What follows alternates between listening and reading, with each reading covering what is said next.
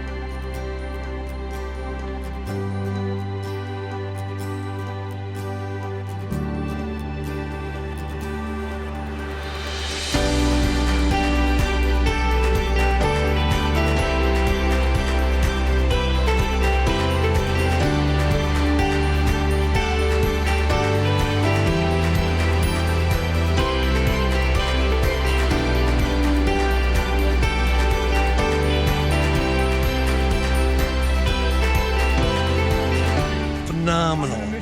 Our guide is amazing and the trip's been fantastic. Thank you. I see you.